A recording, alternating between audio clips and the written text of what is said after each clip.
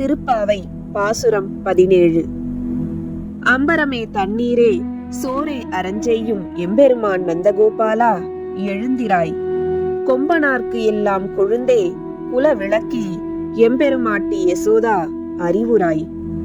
அம்பரமூடு அறுத்து ஓங்கி உலகளந்த உம்பர் கோமானே உறங்காது எழுந்திராய்.